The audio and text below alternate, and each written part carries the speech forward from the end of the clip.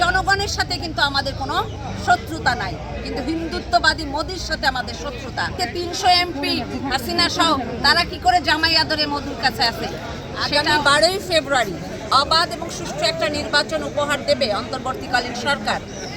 সেই নির্বাচন উপলক্ষে আজকে আমাদের প্রচারণা শুরু হলো। আমরা সেই জন্য এখানে এসেছিলাম, যেহেতু বিশ্ববিদ্যালয় ক্যাম্পাসে আমি পড়াশোনা করেছি, এটা আমার নিজের জায়গা মনে করে আমি এখানে প্রথম এসেছি। আমি মিজানুর রহমান মিনুর স্ত্রী হিসাবে তার পক্ষ থেকে সবার কাছে দোয়া চাওয়ার জন্য এসেছি।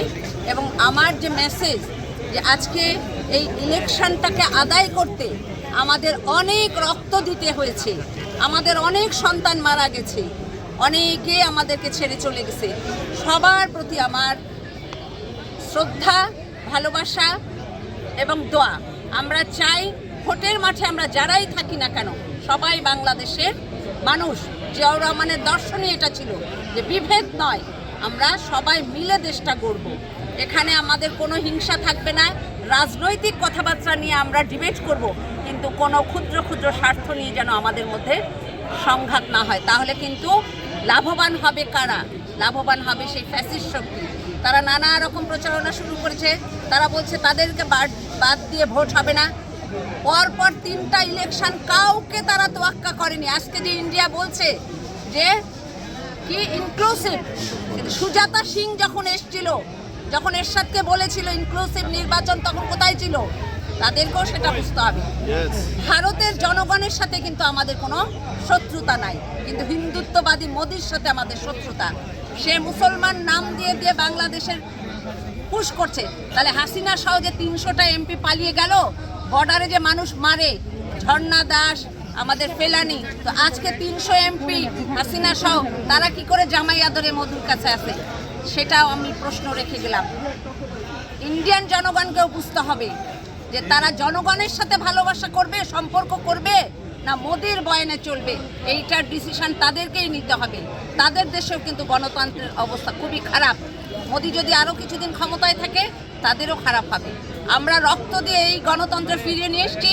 আগামী ইলেকশনে আমরা মাথা ঠান্ডা করে সবাই ভোট করব, এবং যে সমস্ত সন্তানরা মারা গেছে, যারা আন্দোলনের সামনে ছিল, তারাও একটা দল গঠন করেছে শাপলা কুড়ি। আমরা চাই তোমরাও দলটাকে সুন্দরভাবে তোমরা এগিয়ে নাও, কারণ তোমরা তো আমাদের সন্তান। কিন্তু তোমরা কোনো রকম সিনিয়রদের সাথে মিসবিহেভ, কারণ সন্তান বাবার সাথে ডিবেট করতে পারে, কিন্তু সন্তান বাবাকে অপমানিত করতে পারে না। তাই আমি বলবো, যারা শাপলা কুড়ি, যারা জামাতে ইসলামী, সবাই আমরা বাংলাদেশের নাগরিক। জিয়াউর রহমানের দর্শনই হচ্ছে বিভেদ নয়, মিলেমিশে আমরা দেশটাকে সাজাবো। বেগম খালেদা জিয়াও তাই বলেছেন।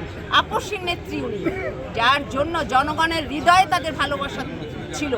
জনগণ তাদেরকে, জিয়াউর রহমানের জানাজা আমরা দেখেছি, বেগম জিয়ার জানাজা দেখেছি, তাকে রাষ্ট্রীয় মর্যাদা। এখন তো বাংলাদেশ জাতীয়তাবাদী দল ক্ষমতায় নাই, কিন্তু আল্লাহর তরফ থেকে কিন্তু উনি এই সম্মানটা পেয়েছেন, কারণ উনি দেশ ছেড়ে যাননি। উনি বলেছেন এই দেশের বাইরে আমার কোনো ঠিকানা নাই, এই দেশের মাটি আমার, এই দেশের জনগণ আমার পরমাত্মীয়, আমি তাদেরকে ছেড়ে কোথায় যাব না।